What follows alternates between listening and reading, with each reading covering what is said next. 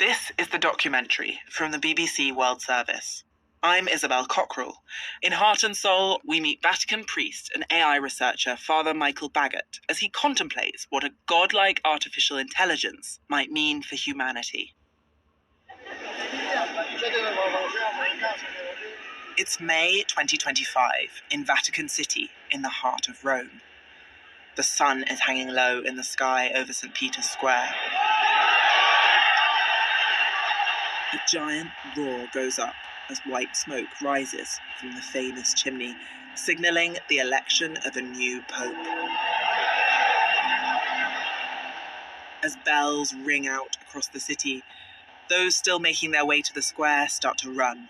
Tourists, pilgrims, Benedictine monks with their robes billowing in the breeze. Among the runners, in his clerical collar and black suit, is 41-year-old Father Michael Baggot.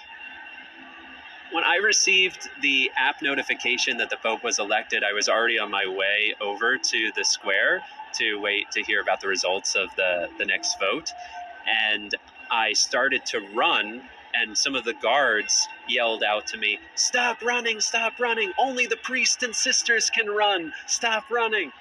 Father Michael is a priest, so he keeps running until he finds himself in prime position for a moment, he says, that eclipses even seeing Taylor Swift's Eras Tour live.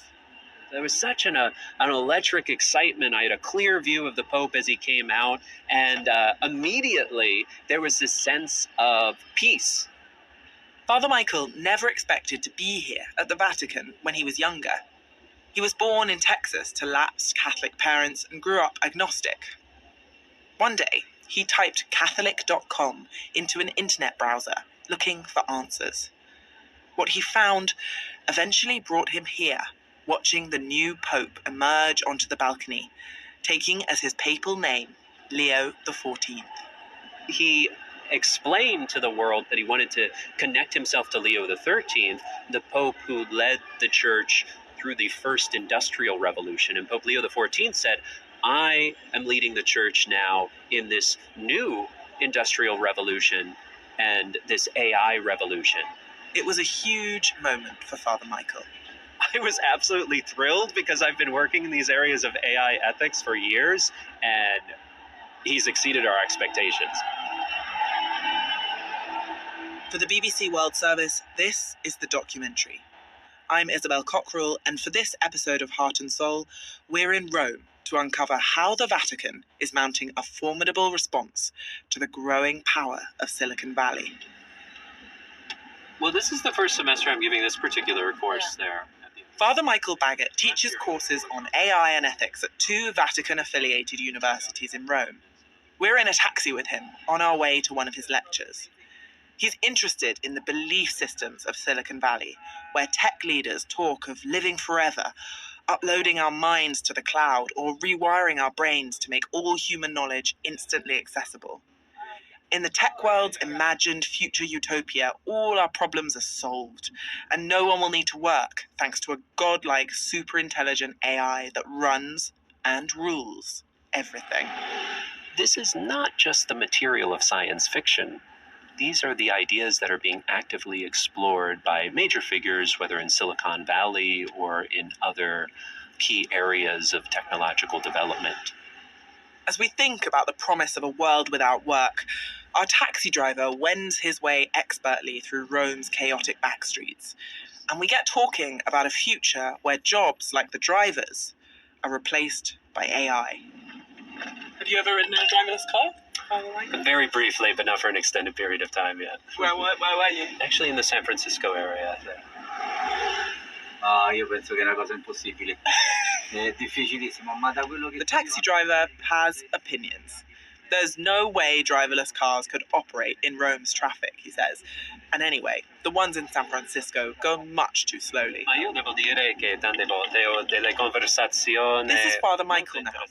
He's saying that we lose something else when we get rid of taxi drivers and rely on technology to do everything for us. We lose those small human interactions that add joy and connection to our day. In ineffable creator, from the treasures of your wisdom have established 3 hierarchies of angels. Father Michael's AI lectures in the spectacular cloisters of the Angelicum generally start with a prayer. Pour forth a ray of your brightness into the darkened places of our minds. Disperse from our soul The class is an international mix. Young priests, nuns, and monks, and lay students too. So John Paul II says whenever we're looking at technology in the workplace, and now when we're looking at AI in the workplace... With his students, Father Michael continues the conversation we started in the taxi, asking what the world will look like if AI takes over everything from our jobs to our daily routines. Every single case study. Is this helping or hindering flourishing for the individual and for the community? Is it augmenting, assisting, aiding, or is it replacing? Father Michael asks his students, what is the purpose of this technology and who benefits? It's the sort of question that's missing from a lot of the public debate around AI.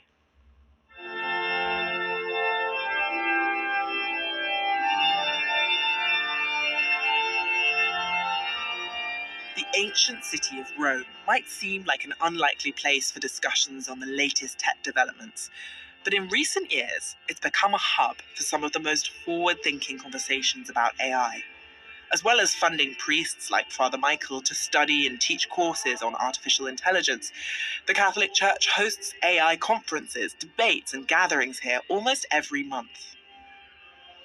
Your brothers and sisters, I want to thank all of you for being here today, for your interest.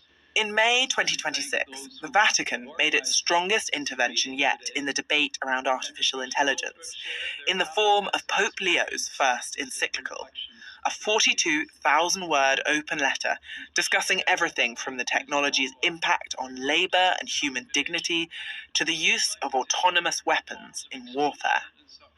At the encyclical's launch, Pope Leo told the world that the most destructive elements of AI must be kept in check. Artificial intelligence needs to be disarmed. The word is strong, I know, but deliberately chosen because this moment needs words capable of attracting attention, awakening consciences, and indicating paths forward for humanity.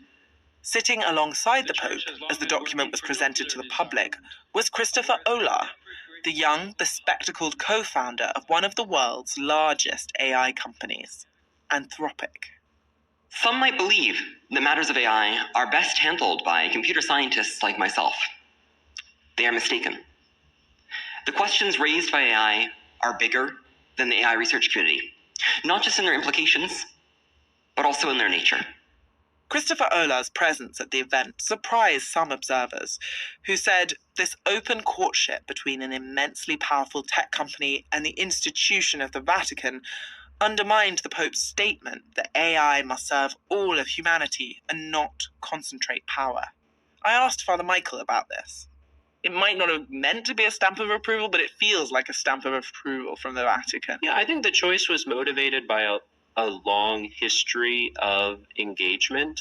And I would hope that Chris's role in the presentation of the encyclical would also inspire other tech companies to engage in these sorts of conversations where agreement and disagreement can be hashed out, sometimes publicly and then sometimes behind closed doors. Behind those closed doors, the relationship between the Vatican and the tech leaders of Silicon Valley goes back at least a decade. Well, I said at the beginning we had a lot of learning to do to understand the technology and what was happening with the technology. Bishop Paul Tai has been involved in high-level meetings between technologists and the Vatican's inner circle since 2016, 6 years before the launch of ChatGPT. The first meeting was really a group of people, senior people from within the Valley, who said, look, there have been a number of false dawns in the area of AI, but we're convinced that there's something really beginning to move at this stage. And we think you should be thinking about it in the church. Those secluded meetings in a Dominican convent just behind the Pantheon continued each year. Discussions ranged from the potential loss of jobs to the question of what AI is for and how it might disrupt society. I don't think we're deliberately setting out to challenge the so-called false gods of Silicon Valley, I think what we're trying to do there is ask the real question of what is it to be human? What is it that makes life worthwhile? And what gives it value? There's a risk that these backroom discussions between the church and the tech world merely reinforce the power of two already powerful institutions and confine decisions that affect billions of people to a very small group. But Bishop Tai says the church is trying to broaden rather than narrow the conversation around tech. This cannot be allowed to be developed by a small group of people who do have a fundamental mastery of the technology, but who don't have any particular great insights into the future of humanity. So how do we build a coalition of people who are willing to ensure there's a level playing pitch for everybody? We have survived the streets. This particular piazza is very difficult to navigate. We're back with Father Michael, the AI lecturer and Taylor Swift fan. We're heading with him to the Chiesa del Gesù, the Jesuits' flagship church. It's an astonishing example of Baroque architecture, a vast cavernous space dripping with gilded sculptures, paintings, and a huge frescoed ceiling.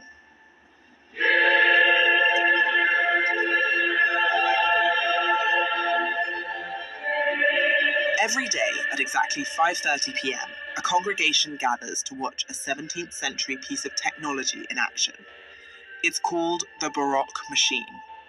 After an intense build-up with a light show and music, a huge painting in the altar starts to move, apparently all on its own. As it descends into a hidden compartment, it reveals a gold and silver statue. To worshippers of centuries ago, it might have seemed magical, perhaps even the work of God. But this was the work of engineers. A system of pulleys is moving the painting. It is a really great example of the ingenuity of the church and the church's desire to employ these different technological developments to transmit the faith. My theory about this machine is there's a danger, right, with seeing something this spectacular, seeing this machine, thinking it's a higher power that's moving it. And same with AI, right? When you talk to ChatGPT, there's a danger in thinking this thing has higher power, this thing could be God. And I wonder what you think of that comparison. Yeah, I think that is an interesting comparison because now you have systems that apparently know all of human history and could give the impression of a kind of omniscience. They could give the impression of omnipotence. They could give the impression of omnibenevolence. So we're dealing with these systems that have qualities that in the past were associated with the gods.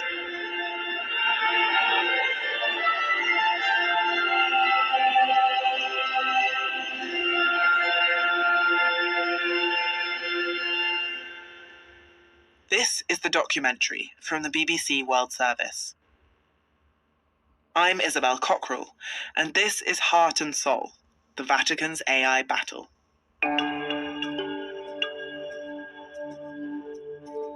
In Silicon Valley, tech leaders often appear in awe of AI.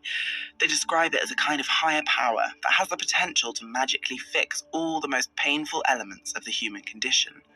Father Michael Baggot has been watching closely. The idea of defeating sickness, suffering, ignorance, uncertainty, aging, death, those are certainly quasi-religious, almost messianic claims that can seem like a sort of alternative to the promises of traditional religions. Sam Altman from OpenAI has talked about creating a magic intelligence in the sky. Elon Musk has suggested his data centers could create a digital god. Bill Gates, the co-founder of Microsoft, has suggested that if AI solves everything, we will need a new religion or a new philosophy to stay connected. But of all the AI builders who use this sort of religious language, it's tech entrepreneur Brian Johnson who spells it out most explicitly. He spoke to us from his home in California. The narrative is God created us. The irony would be that God didn't create us, but we actually create God. Brian Johnson argues that in attempting to build artificial superintelligence, man is in effect trying to create a new God. What are the characteristics of God? What can God do? if you just list out those characteristics, they mirror AI almost identically. AI will become omnipotent, omniscient, like it has all the characteristics. So it's like if you just map it out, it is God in form. Brian Johnson achieved success with an electronic payment startup that was bought by PayPal, but these days he's best known as Silicon Valley's most prominent anti-aging guru. He's tried everything from taking more than 100 dietary supplements a day to receiving infusions of his son's blood plasma. His goal is to live forever, to override the basic fact of human mortality, and to use AI to help him do it. In any version of the future, the human race is in serious trouble without AI. If we didn't have AI, we're all guaranteed to die. And I don't know what it's like to be dead, but like I'm imagining, it's boring. I am quite intrigued with the figure of Brian Johnson. Back in Rome, Father Michael Baggot has been watching Brian Johnson's progress with interest. I also belong to a religion that believes in eternal life, but we do not have a blueprint to prevent death. Rather than trying to live forever, Father Michael says, we should value the fact that, yes, one day we are all going to die, and we should use that to motivate us. I want people to take the time and effort to think seriously about how the reality of our mortality challenges us to make really important decisions about how to serve other people in that limited amount of time that we have. The idea that we can use technology to extend our natural lives is part of a much bigger movement gripping the tech world. The movement is called transhumanism, and Father Michael is one of the Vatican's experts on the subject. So transhumanism is basically the intellectual and cultural movement to use the emerging technologies to radically enhance people at the physical level, the cognitive level, to improve their mood, to extend their lifespan, their health span, and to even improve them morally.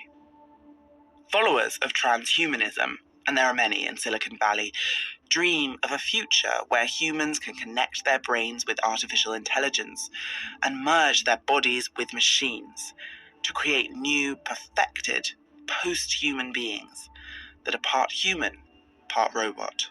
On the one hand, says Father Michael, it's exciting to think about how tech will usher in amazing medical breakthroughs, but there's a darker side to this way of thinking.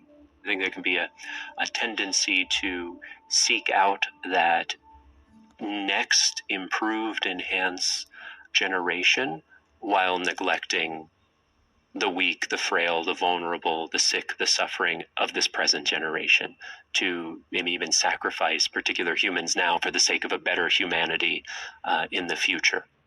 Listening to Father Michael talk, it strikes me there's a real danger in the pursuit of creating a super race of perfected humans.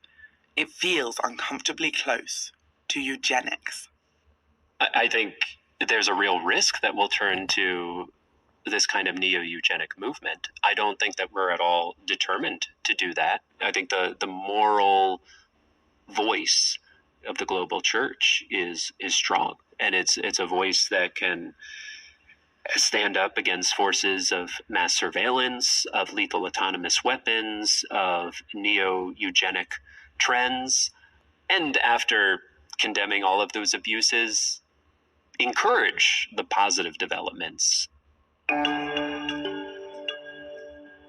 For tech founder and immortality influencer Brian Johnson, the crucial thing is that humanity is prepared for the upheaval AI might bring. The only things that are more powerful than us are tsunamis and hurricanes and mosquitoes and asteroids. And right now, humans think we are the center of the universe. But with AI, we're not. Brian Johnson's response to this coming upheaval is to create his own religion, to help humanity navigate the new world. He calls this religion Don't Die.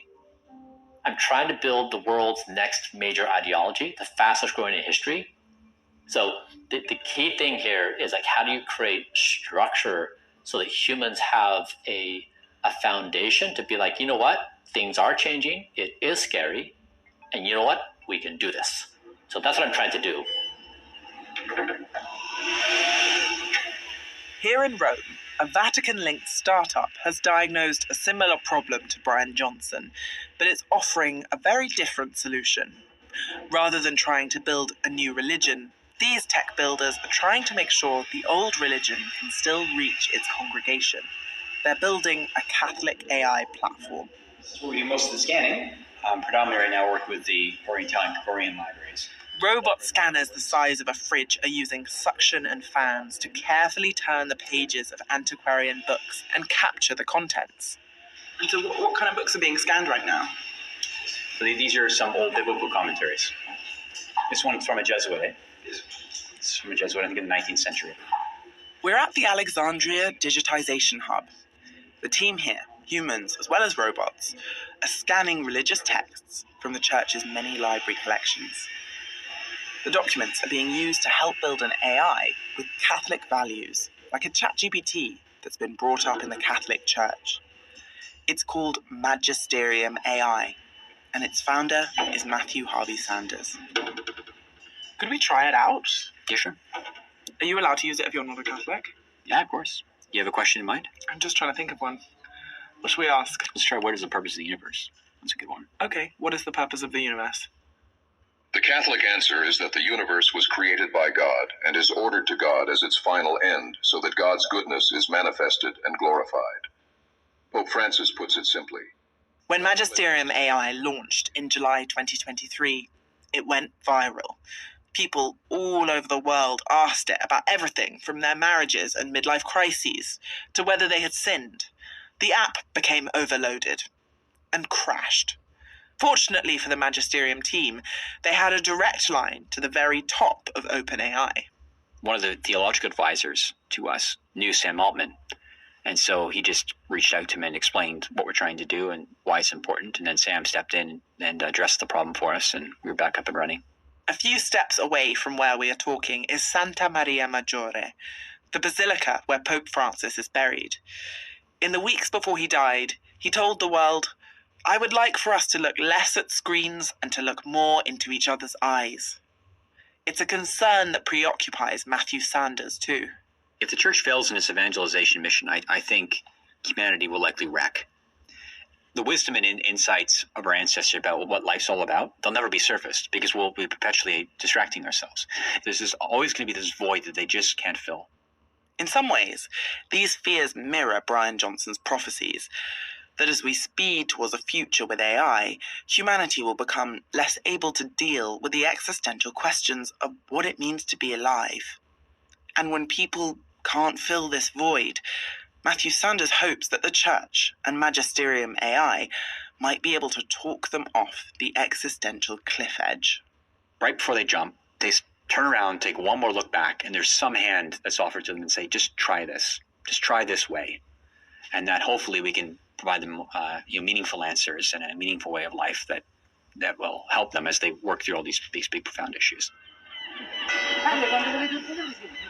Ok. Sì, forse dopo. We're having aperitivo with Father Michael Baggot and his friends on a secluded rooftop overlooking the majestic dome of St. Peter's. It's a semi-secret spot, a favourite among Vatican priests for a Campari spritz. You have to ring a doorbell to get in, and our fellow guests are mostly other clergy in the know. We went over to the headquarters, and we were invited to... Father Michael drops into conversation that he recently visited Neuralink, Elon Musk's company that's experimenting with putting computer chips in human brains. We want to hear all about it, of course, but like everywhere in the tech world, he had to sign a strict non-disclosure agreement before he even went through the door. I'm trying to think of what I can and cannot say. I can neither confirm nor deny that I've received a Neuralink implant.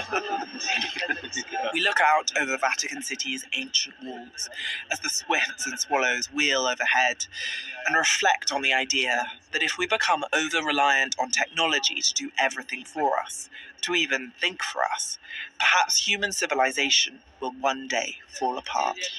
I try not to think about civilizational collapse too much, but I suppose it's always a possibility given the weight of our human agency and the responsibility that we have when we find ourselves increasingly dependent on technological tools that tempt us to outsource our critical thinking, our judgment, our agency. Thinking about a future where society could collapse or thrive feels especially relevant in the eternal city of Rome, a city that has seen civilizations rise and fall over the centuries. We talk about what the church's role can be in countering the apparent ambition of the tech elite to capture our future. I don't really view them as enemies in a war. I view them as fellow human beings who have these shared aspirations. And I want to say, yes, but there's more. Don't settle for too narrow or flat a view. Yes to technological innovation, yes to improving life, but there's even more to experience and value.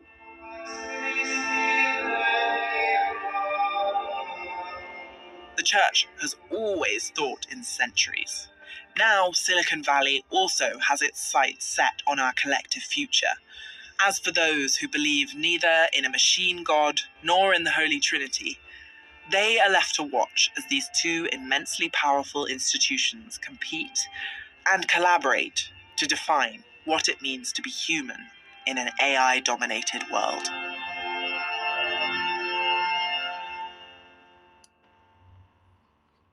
You've been listening to the documentary from the BBC World Service.